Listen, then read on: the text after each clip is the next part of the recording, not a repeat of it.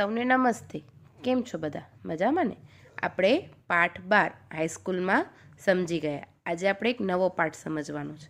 તમે બધાએ પ્રવાસ તો કર્યા જ હશે. આપણે સ્કૂલમાંથી પણ પ્રવાસ જઈએ છીએ ને. એના સિવાય તમે ઉનાળાના વેકેશનમાં કે દિવાળીના વેકેશનમાં પણ પ્રવાસ તો ગયા જ હશો ને.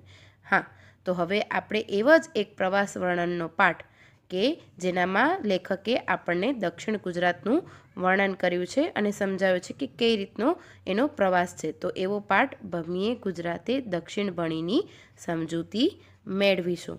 તો તૈયાર છો ને બધા? પાઠ 13 ભમીએ ગુજરાતે દક્ષિણ ભણી. પાઠની શરૂઆત કરતાં પહેલાં આપણે લેખકનો ટૂંકમાં પરિચય મેળવીએ. લેખકનું નામ છે ચંદ્રવદન છી મહેતા, અથવા તો એમનું પૂરું નામ છે ચંદ્રવદન ચીમનલાલ મહેતા. તેમનો જન્મ ઈસવીસન 1901માં સુરતમાં થયો હતો અને તેમનું મૃત્યુ ઈસવીસન 1991માં થયું હતું. તેઓ આકાશવાણી અને રેડિયો સાથે સંકળાયેલા હતા. તે સાથે જ સરળ ભાષા શૈલી એ તેમના લેખનનું આકર્ષણ હતું.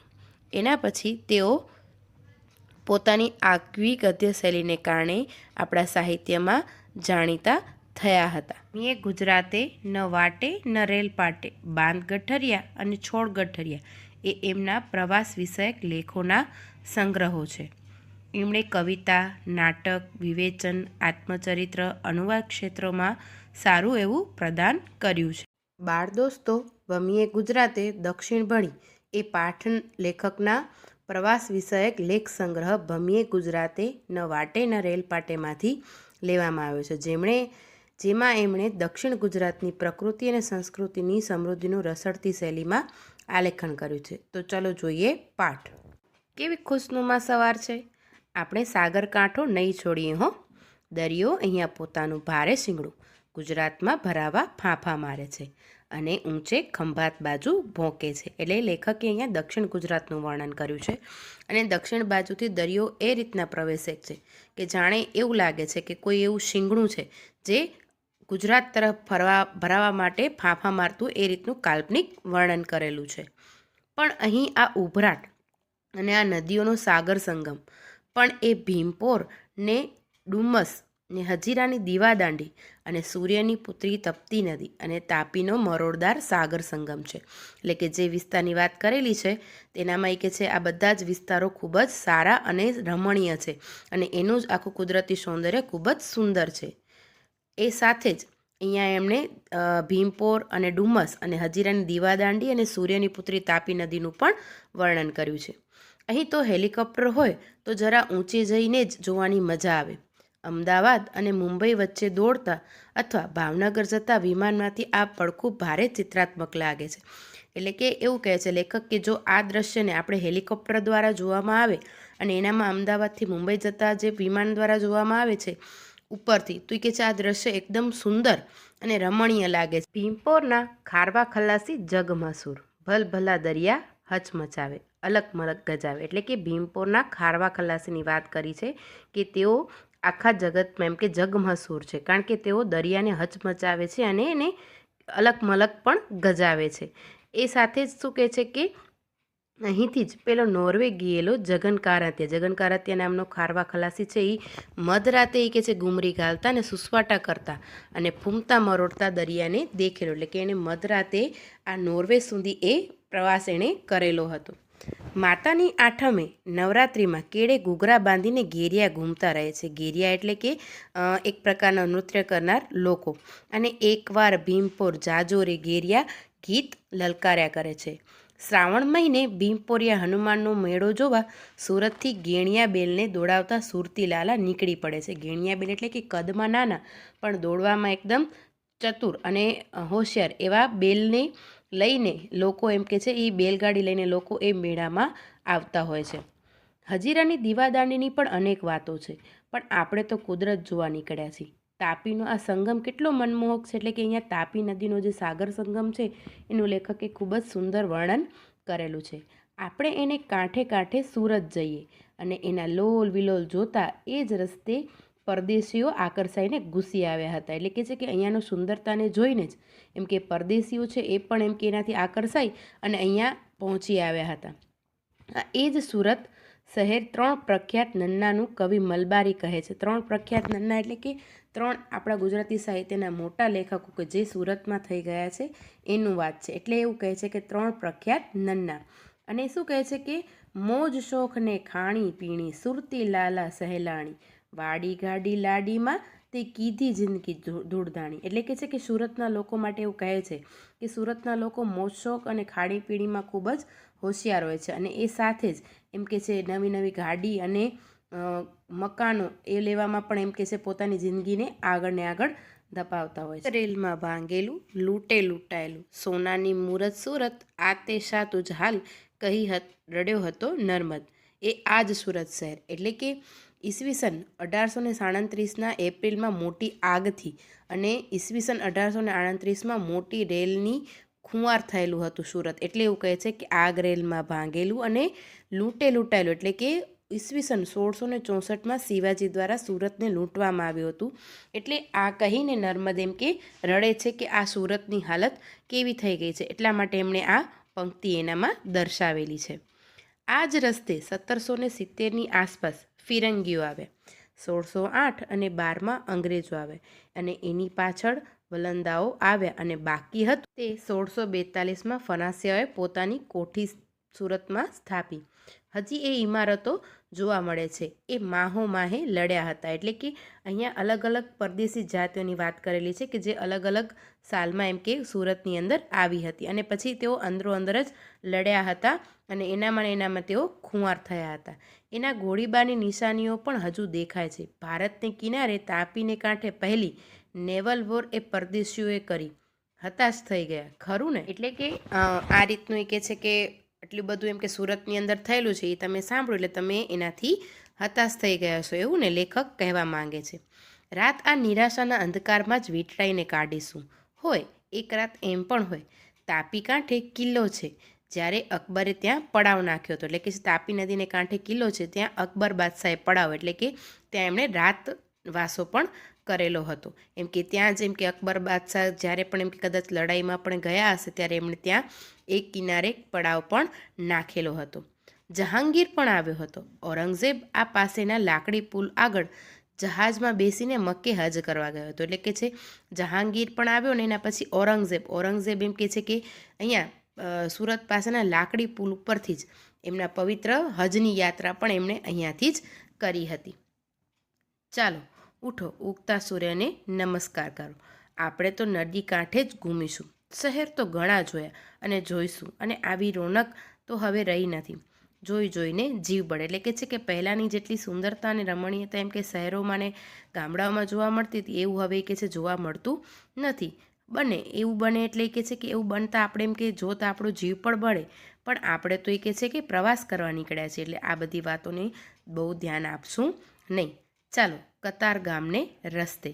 અશ્વિની કુમાર છે તો સ્મશાન કાંઠે પણ રળિયામણું છે. એટલે કે છે કતાર ગામની વાત કરીએ છીએ કે જ્યાં અશ્વિની કુમારો છે અને એ સાથે સાથે એ કે છે ત્યાંનો સ્મશાન કાંઠો પણ એકદમ રમણીય છે. પછી વરાછા, આગળ કામરેજ, માંડવી અતિ પ્રાચીન શહેરો પણ જોવા મળે. આગળ જોઈશું તો હરિપુરા, એની પાસે બારડોલી. એક હિન્દી કહે છે એમ એ ભારતનું થર્મોપોલી છે. થર્મોપોલીનો અર્થ એ રીતના થાય છે કે ગ્રીકવાસીઓ પર ઈરાનીઓએ આક્રમણ કરેલું ત્યારે લોકશાહીના રક્ષણ માટે ગ્રીક વતી લિયોનિડાસે ગરમ પાણીના ઝરાવાળા આ સાંકડા મસૂર મેદાનમાં ઉગ્ર લડત આપી હતી જેને થર્મોપોલી કહે છે. એ રીતના જ કહે છે કે બારડોલીને પણ ભારતનું થર્મોપોલી કહેવામાં આવે છે. બસ અમે જાણતા જ હતા કે સુરત રેલ પાટા ઉપર આવેલું છે કારણ કે સુરતની અંદર રેલવે સ્ટેશન ખૂબ જ મોટું છે અને ત્યાંથી જ મોટાભાગની ટ્રેનોની અવર જવર થતી હોય છે. તો શા માટે આટલું આ શહેર માટે લખ્યું? ભાઈ લખ્યું લખાઈ ગયું. એક ભાંગેલા તૂટેલા ગામ માટે લખ્યું. એમાં આવડો બળાપો શા માટે? બળાપો એટલે કે અંદરથી ગુસ્સો હોય એ રીતના અર્થમાં. ઈસવીસન 1612 અને 1616ની અંદર પહેલી દરિયાઈ લડાઈ થઈ હતી. દરિયાઈ લડાઈ એટલે કે દરિયાની અંદર મોટું લડાઈ થઈ હતી એ રીતના અર્થમાં. એમાં પરદેશીઓ જ લડી મૂયા હતા. એટલે કે જે પરદેશી જાતિઓ અંદર જ લડી પડી હતી. આપણે બાણે પારકી લડાઈ એટલે કે છે આપણા ગુજરાતની અંદર પારકા લોકો આવીને લડી ગયા હતા. ડચ, અંગ્રેજ, ફરાસિયા, વલંદા બધા જ લડ્યા હતા અને અંગ્રેજોએ ખૂંટો બેસાડ્યો એટલે કે પાયો સ્થાપ્યો, એટલે કે છે કે અંગ્રેજોનું વર્ચસ્વ ત્યાં રહ્યું. ઉત્તરે વેડ ડભોલી અને સિંગણપોર, જતા આવતા થાય બપોર એમ કહે છે. પણ આપણે ડભોલીનો ભૂતિયો ટેકરો તો ચડીશું જ હો. આહા રે, અહીં પણ કુરુક્ષેત્રનું મેદાન, શું માનવું?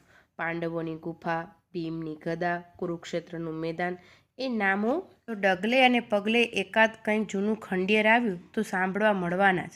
પણ આપણે માનવા ન માનવા સાથે ક્યાં નિસ્બત છે?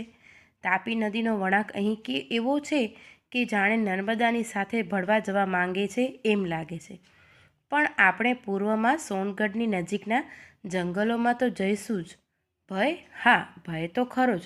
પણ ચાલો, તાપી નદીને કાંઠે કાંઠે ડાબે હાથે સાતપુડાની હાર દેખાવા માંડે ત્યાં સુધી જાત જાતની વસ્તી, નદી સંગમ, તળાવો અને જૂના બંધો, ખંડિયેરો તો ખરા જ, અને હેડંબાવન પણ ઠેક ઠેકાણે એવું આવ્યા જ કરશે. અને ધરમપુર પાસે હતા એવા અહીં સોનગઢની આજુબાજુ ગામના નામોને છેડે પાડા આવ્યા જ કરશે. વરપાડા, અમલપાડા. પણ આપણે તો ગામ મોહીની જઈશું. રસ્તો બરાબર નથી તે થઈ રહેશે, પણ સામે નજરે સાતપુડાના હેરિયા જોવાની કેવી મજા આવશે.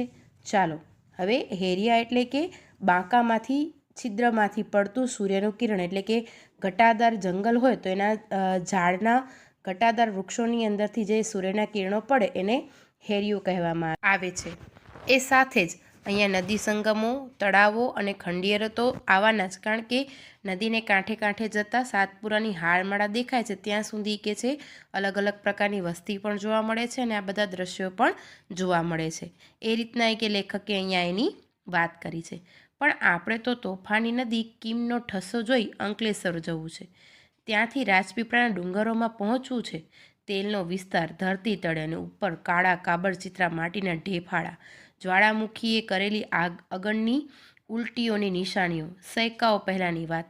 આ સામે દેખાય એ રાજપીપળાનો ડુંગર કેવો આડો પડ્યો છે. મજા તો ઉપર જઈશું ને ત્યારે આવશે. અહીં લેખકે અંકલેશ્વરની વાત કરી છે અને એ સાથે સાથે રાજપીપળાના ડુંગરોની પણ વાત કરી છે કે અંકલેશ્વરની અંદર આપણે જોઈએ છીએ કે સૌથી વધારે તેલની મિલો જોવા મળે છે. એટલે કે છે કે એવું લાગે છે કે જાણે જ્વાળામુખીએ કરેલી અગનની ઉલટીઓ, એટલે કે જ્યારે જ્વાળામુખીમાંથી લાવા બહાર નીકળે છે ત્યારે જ્યારે એ સમી જાય છે, ઠંડો પડે છે, ત્યારે એના નિશાનો જોવા મળે છે.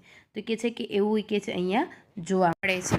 માટે કે છે લેખકે એવું કીધું છે કે તેલનો વિસ્તાર ધરતી તળે અને ઉપર કાળા કાબરચિત્રા માટીના ઢેફાળા.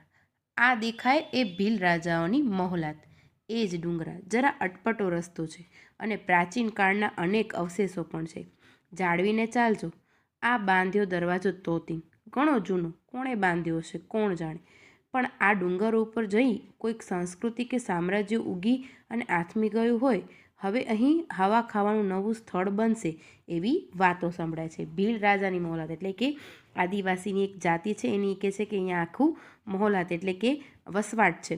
અને એ સાથે કે છે રસ્તો છે પણ અટપટો છે અને ઘણા બધા કે છે પ્રાચીન કાળના અવશેષો પણ અહીં જોવા મળે છે. અને એ સાથે જ એમ કે છે કે આટલો મોટો તોતિંગ એટલે કે ખૂબ જ વિશાળ એવો દરવાજો પણ બાંધવામાં આવ્યો છે. પણ એ દરવાજો કોણે બાંધ્યો હશે એ કોઈને ખબર નથી. પણ હવે એવું કહે છે કે આને વિકાસ કરી અને એને હવા ખાવાનું નવું સ્થળ બનાવવાનો વિચાર ચાલી રહ્યો છે. આપણે જરા ઊંચે ચડીએ. રસ્તો બરાબર નથી. સવારે પૂર્વમાંથી તેજનો જગારો ઉપર આવતો દેખાશે. હવે તો દૂરની જેમ સમીપથી પણ ડુંગરો રળિયામણો લાગે છે. માંડવગઢની રાણી રૂપમતીની જેમ આપણે પણ રેવાજીના દર્શન કરવા ગીરી અટારી ચડ્યા. વિંધ્યવન ખૂંદી સાતપુડાની હારમાળાને અળગી રાખી નર્મદા મૈયા ગુજરાતે પધારતા કેવા જાજ્વલ્યમાન બને છે. અહીં લેખક એવું કહે છે કે ડુંગર ઉપર ચડતા કે છે પૂર્વમાંથી તેજનો જગારો, એટલે કે સૂર્યના કિરણો દેખાતા કે છે એકદમ જાણે કોઈ એવો મોટો પ્રકાશ આપણી તરફ આવતું હોય એવું લાગે છે. અને કે છે જેમ જેમ નજીક જઈએ છીએ એમ ડુંગરો પણ વધારે ને વધારે રળિયામણા એટલે કે સુંદર લાગે છે. એનામાં એવું કહ્યું છે કે માંડવગઢની રાણી કે છે રેવાજી એટલે કે નર્મદાના દર્શન કરવા માટે ગીરી અટારી એટલે કે મોટા ડુંગરો ચડી અને વિંધ્યવન અને સાતપુડાની હારમાળાને અડગી એટલે કે દૂર રાખી અને ગુજરાતમાં પ્રવેશતા જે રીતના નર્મદા મૈયા જાજ્વલ્યમાન એટલે કે એકદમ દેદીપ્યમાન લાગે છે, તો કે છે જે રીતના ચડ્યા હતા એ રીતના હવે કે છે આપણે પણ એ ચડવાનું છે. કદીક ધોધે અને કદીક વિશાળ પટે, કદીક હરીણ ફાળે ગૌરવ ભર્યા આ માં નર્મદા, 950 કિલોમીટરનો કાંઠો, અમરકંટકથી અહીં સુધી માં તમે અમારા માટે શું શું નથી લાવ્યા. લેખક એવું કહે છે કે નર્મદા મૈયા જ્યારે ગુજરાતમાં પ્રવેશે છે ત્યારે અમુક જગ્યાએ તે ધોધ રૂપે તો ક્યાંક એ વિશાળ પટે જોવા મળે છે અને ક્યારેક હરણ ફાળે એટલે કે હરણાની જેમ કૂદતી જોવા મળે છે, જે આપણા માટે ગૌરવવાળી વાત છે. અને એ સાથે જ એવું પણ લેખક કહે છે કે એ આપણા માટે એમ કે આટલો મોટો અમરકંટકથી કે છે ગુજરાતની અંદર પ્રવેશતા એનો 950 કિલોમીટરનો કાંઠો છે, જ્યાં નર્મદા મૈયા અલગ અલગ જગ્યાએ અલગ અલગ રૂપમાં જોવા મળે છે. એ સાથે જ લેખક કહે છે કે તમે અમારા માટે શું શું નથી લાવ્યા, એટલે કે તમે અમારા માટે શું શું નથી કર્યું, કારણ કે એ તો નર્મદા નદી તમે બધા જાણો છો કે આપણા ગુજરાતની તો એ જીવાદોરી ગણાય છે. રમ્ય છો, ભવ્ય છો, સોહામણા છો, આહલાદક છો, સંતોના શિર છત્ર છો, સામવેદના ઉચ્ચારાતા શ્લોકોથી અંકારાયેલા છો, મહાસતી અંસુયાના પરમ સખીજન છો અને પ્રાતસ્મરણીય છો. અહીંયા લેખકે નર્મદા મૈયાના ગુણોની વાત કરી છે અને એ શું કીધું છે કે તમે રમ્ય છો એટલે કે સુંદર છો, સોહામણા એટલે કે એકદમ તમારો રૂપ છે એકદમ સુંદર છે, આહલાદક એટલે કે જોતા જ કે છે કે આંખો ઠરી જાય એવું કે સુંદર એમનું ધોધનું સુંદર રૂપ દેખાય છે. સંતોના શિર છત્ર છો એટલે કે સંતો પણ કે છે તમારે કાંઠે રહીને જપ તપ કરે છે અને ભગવાનનું નામ પણ લે છે. એ સાથે એ કહે છે કે તમારો ઉલ્લેખ તો સામવેદમાં પણ થતો રહે છે. એ સાથે જ કે છે તમે મહાસતી અંસુયાના પરમ સખીજન પણ છો અને પ્રાતસ્મરણીય છો. પ્રાતસ્મરણીય એટલે કે સવારના લોકો જ્યારે ઉઠે છે ત્યારે નદીઓના નામ બોલે છે અને ભગવાનનું નામ પણ લે છે, તો નદીઓના નામમાં પણ એ કહે છે તમારું રટણ કરવામાં આવે છે. આ માટે હે નર્મદા મૈયા તમે ગુજરાતના લોકો માટે એક પવિત્ર નદી સમાન પણ છો અને ગુજરાતની જીવાદોરી પણ છો. એટલે લેખકે અહીં નર્મદા નદીનું ખૂબ જ સુંદર રીતે આલેખન કર્યું છે અને એના ગુણોનું પણ ખૂબ જ સારી રીતે વર્ણન પણ કર્યું છે. એટલે જ રાતવાસો અહીં કરીશું, હવા ખાવાનું સ્થળ કરનારા કરશે ત્યારે અને આવનારા હવા ખાશે ત્યારે ખાશે. હમણાં તો આપણે હવા ખાઈ લઈએ. એટલે કે લેખક કહે છે કે આટલું સુંદર વર્ણન કર્યું છે તો કહે છે એવું લાગે છે કે આપણે રાતવાસો અહીંયા જ કરવાનો છે. કહેવાય છે કે હવા ખાવાનું સ્થળ બનશે, પણ હવે ક્યારે બનવાનું છે એ તો ખ્યાલ નથી, પણ આપણે તો એ કહે છે ત્યાં સુધી અહીં રહી અને આ નર્મદા મૈયાનું સુંદર રૂપને માણી લઈએ. આપણે પહાડ ઉપર જઈએ છીએ પણ નીચે તો તેલના ઝરણા જ છે અને હવે તો એને કાઢવાને ધરતીના મોં પણ બનાવાયા છે. એટલે કે લેખક કહે છે કે આપણે હવા ખાવાના સ્થળે જઈએ છીએ એટલે આપણે પહાડ ઉપર ચડીએ છીએ પણ નીચે જોતા તો એ કહે છે તેલના ઝરણા જ જોવા મળે છે. તેલના ઝરણા એટલે કે જમીનની અંદરથી નીકળતા તેલ. તો કહે છે હવે તો એને કાઢવા માટે ધરતીના મોં પણ બનાવાયા છે, કે એને યંત્રો દ્વારા એમ કહે છે જમીનમાંથી તેલને બહાર કાઢવામાં પણ આવે છે. એટલે તેલને બહાર કાઢવા માટે કાઢવામાં આવે છે એટલે લેખકે અહીંયા એવું એનું વર્ણન કર્યું છે કે ધરતીના મોં પણ બનાવાયા છે.